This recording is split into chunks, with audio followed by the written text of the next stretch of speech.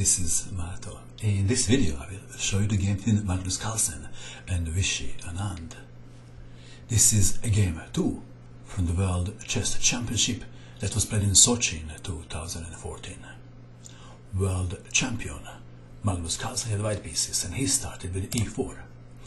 Viswanathan played e5. Knight to f3 attacking the pawn, defending bishop to b5 Spanish opening. Berlin defense. d3, bishop to c5. Carlsen castle kingside. d6, white to move. This is very interesting. My private student played this opening as white, and his next move was rook to e1. And I told him that rook to e1 is not a good move in this position. And of course he asked why, and I told him then black can play knight to g4 attacking the pawn on f2, and then you have to play rook to e2. And I also said to him, if rook to e1 was a good move, then other good players would play rook to e1. And since they don't play it, it is not good. So I suggested c3 and knight to c3. And what else white plays in this position? White plays also h3 and bishop takes knight. But we have rook to e1 played by Carlsen. This is not a novelty, but not a move played at a top level. So Carlsen is avoiding my lines, the most popular moves. Okay, black to move. Anand castle kingside, unpinning the knight. Bishop takes knight. Pawn takes bishop. White has a better pawn structure and black has a bishop pair. h3, taking the control of g4 square. Rook to e8. Knight from b to d2. This is a novelty. Bishop to e3 was seen before. Carlsen played knight from b to d2. If amateur played knight from b to d2, then people would say he didn't know the book move and played something he invented. But when grandmaster plays, then this is a novelty. Okay, we have knight to d7, knight to c4, bishop to b6, a4, threatening a5. Anand played a5, knight takes bishop, and Anand recaptured with pawn, improving his pawn structure. d4, queen to c7, white to move. Carlsen played a very interesting move in this position. Rook to a3, rook lift. The rook from here can swing to the king side, to g3. Knight to f8, clearing the path for the bishop. Pawn takes pawn, pawn takes pawn. The tension in the center is resolved. Is position equal? White to move. How would you continue if you had white pieces? Perhaps developing the bishop comes to mind, but where? Maybe rook to d3. Carlsen played knight to h4. With this move he is clearing the path for the queen to get to h5. Rook to d8, attacking the queen, taking the control of d file, but it is not a problem for Carlsen because he already wanted to play queen to h5. f6, knight to f5. Black to move. This is move 18, and this is possibly the critical position of the game. Anand was hesitant. He said he was choosing between queen to f7 and bishop to e6. His choice was bishop to e6. Better was queen to f7, or immediately taking the knight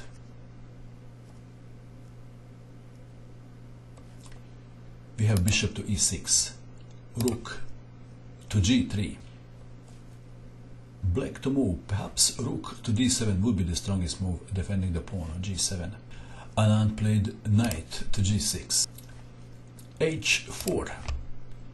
Carlsen considered bishop to h6 and didn't see how it can clearly win, so he played h4. Black to move. Anand lost patience with the knight on f5. What else he could have tried? Maybe rook to d7, defending the pawn on g7, or king to h8. But when the knight is on f5, it makes it difficult to calculate, so he just shoved the knight. Pawn takes bishop, and what now? Knight to f4 or knight to f8? Anand played knight to f4. I didn't like knight to f8 because of perhaps bishop to h6. So we have knight to f4, bishop takes knight, pawn takes bishop, attacking the rook, rook to c3. At move 23, white is better.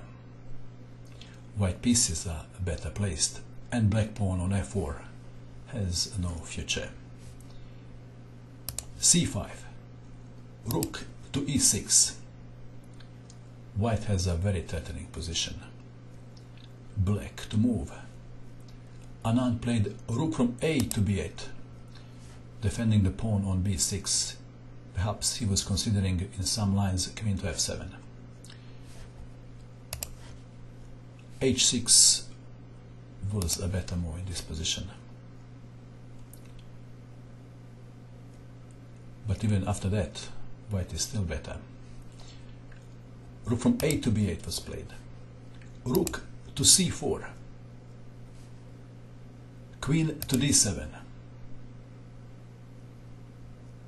White to move. Should white take the pawn or not? Carlsen played king to h2.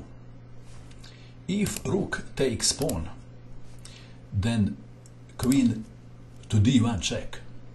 Queen takes queen, rook takes queen check, king to h2, rook to d2, and black would be fighting back. So we have king to h2, rook to f8, white to move. How would you continue in this position if you had white pieces? Perhaps rook takes pawn comes to mind. Do you agree? Carlsen played rook from c to e4. He even didn't consider taking the pawn.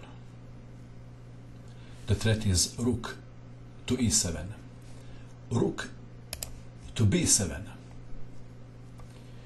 queen to e2, Alehin's gun. Black has a very difficult position. Anand tried b5, one last bid to create some problems. b3, pawn takes pawn, pawn takes pawn. Rook to b4, rook to e7, attacking the queen and setting up a little trap for Anand. Anand played queen to d6. What was the trap? This is the trap. If queen takes on f5, then the white will be easily winning. Can you see how? Then rook takes rook. And after that, pawn takes rook, check, king to h8, queen to f7. If rook takes queen, then check and checkmate. And what else? If rook goes to g8, then rook to e8, rook takes rook, queen takes rook, checkmate. Of course, Anand saw that and played queen to d6, threatening something. It is white to move. What is black threatening in this position? Just imagine it is black to move. What would black play? Okay, just a random move, and then f3. Black would be winning. Interesting. Of course, Magnus Carlsen saw that and played queen to f3. f3 would also work.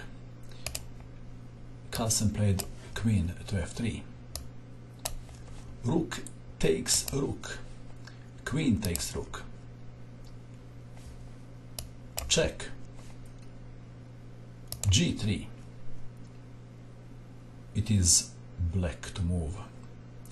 In time trouble, Anand blunders. He played h5. It was suggested after the game that queen to d2 was a better move, but that would only prolong the game. White in this position can capture the pawn on f3 with queen, or perhaps play queen to c4 check, and after king to h8, queen takes on c5. But the game would last longer. Anand played h5. White to move. Can you guess Carlsen's next move? If you wish, you can pause the video and you can try to guess the move that Carlsen played. White played a move and black resigned. The move is queen to b7. Anand resigned. There is no sensible defense against powerful rook takes pawn on g7 check, which would lead to checkmate. Interesting game, isn't it? It remains to be seen how much effect this game will have on Anand's confidence for the rest of the match. What do you think of this game? And that is all. I hope that you enjoyed watching this video. I wish you good luck with your chess, and bye for now.